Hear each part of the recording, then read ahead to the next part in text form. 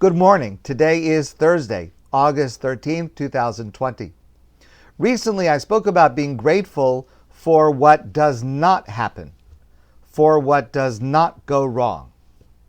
Now, that requires more attention than being grateful for what we have, what we see, because if something does not happen, how do we even know about it? And often we don't. But something very bad did not happen a few days ago. It was easy to miss, but it is crucially important to appreciate. A few days ago in Israel, over a couple of days, tens of thousands of Palestinians living in the West Bank were able to go to the beach. You understand the West Bank has no beach. Gaza, of course, does. West Bank does not. And it was due to an informal arrangement that allowed Palestinians to pass into Israel without a permit. Normally, of course, there's a security barrier. If a person wants to pass for work or for medical care, for other reasons, they have to have a permit. The permits can be very arduous to receive. But for a couple of days, a few days ago, tens of thousands of Palestinians passed into Israel, to the beach, to some other tourist places. Again, it was not announced by the military or the security services, and the military and the security services did not comment on why they allowed it to happen, but they simply allowed Palestinians to pass through without stopping them, which is what they would normally do. Now, a number of former security officials, and I'm sure a greater number of Israelis, thought that this was unwise, that it was a security risk that would-be attackers could exploit. But here's the thing. Nothing bad happened. No attacks as a result of these few days. And tens of thousands of Palestinians, families, children, went to the beach. A lot of them went to the beach in Netanya. Maybe you've been to the beach in Netanya. I've been to the beach in Netanya. It's a beautiful place. There were people in Netanya. Netanya, you may know, is more of a right-wing, politically, more of a right-wing city. And there were people who expressed opposition to this happening. And also in Netanya, there were people who welcomed it. Maurice Sedowitz is a retired dentist who lives in Netanya. I'm taking information from an article in the New York Times yesterday. Maurice Sedowitz is a retired dentist in Netanya. He said, "These are people who would like to spend time at the beach. Palestinian families should be able to enjoy themselves here with or without a permit." Now, Azam al-Na'ana, 44 years old, he's a security guard from Nablus. He was visiting the Netanya beach. He said the last time that he visited a beach was 20 years ago. And he said, it's a very special experience to come to the beach, but it's even more special because I did so with my kids. And his 4 children were sitting in the sand and watching the waves crashing on the shore. Now, let's not be naive. There are still serious security issues.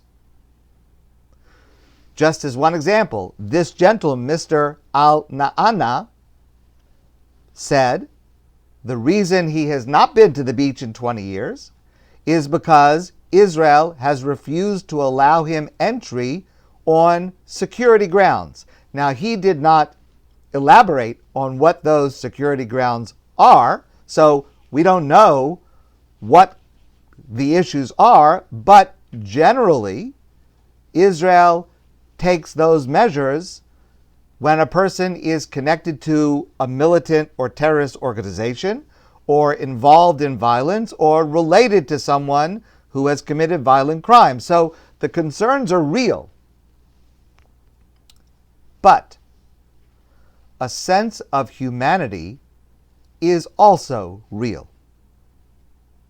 Now, to our Palestinian cousins, I would say, look at what you can have. All we want is peace. All we want is to prevent harm. Come peacefully, come play on the beach with your kids, and you will be welcome.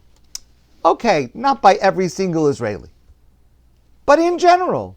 I mean, even Israelis are not welcome by every single Israeli. Okay, but come in peace, come and enjoy yourself, and we can do this. Now, it's not perfect on either side. So I'm not being naive. I recognize some Israelis are upset, some with legitimate reasons. Some Palestinians are certainly upset and unsatisfied with, from their point of view, legitimate reasons. But here's the thing. Nasreen Abu Alia is an interior designer from Nablus. She was sitting under an umbrella in Netanya watching her daughter play in the sand. And she said as follows, quote, "I feel like I'm seeing a dear old friend who I missed so much." She was visiting the beach for the second time in her life. Being here today is really a dream come true. That's her quote. But it's also a dream that can come true. Palestinians need to decide if they will make the sacrifices from their point of view to allow it to happen. Israelis must do the same. Now, the Torah requires us to defend ourselves, to protect ourselves. The Torah also requires us to have a sense of humanity for every human being. And I want to share with you a role model for that sense of humanity. Last week, I spoke with you about the explosion in Beirut. Still, there is much that is unclear. What caused it? Who's responsible? Who's at fault? What is clear is that the human suffering is immense and growing. There was a report yesterday that it's got to break your heart no matter who you are. Over 100 children in Beirut can't receive life-saving chemotherapy cancer treatment because their hospitals were destroyed and because the medicines that they need were stored in one of the warehouses that was destroyed. So, I want to share with you the words of Rabbi David Stav. Many of you know who that is. Many of you may know him. I have the privilege of knowing him. He's the head of the rabbinic organization in Israel, Tzohar. I think he's a wonderful, wonderful person. Here is what he said, his statement about the explosion in Beirut. He said, "Many years ago, I was approached by a student who was working as an army medic in a facility that treated imprisoned terrorists." Okay, just let that sink in for a moment, the emotional issues that would be involved with such a task. He asked me, Rabbi Stav says, his student asked me, how he should act when he needed to perform medical procedures on Shabbos.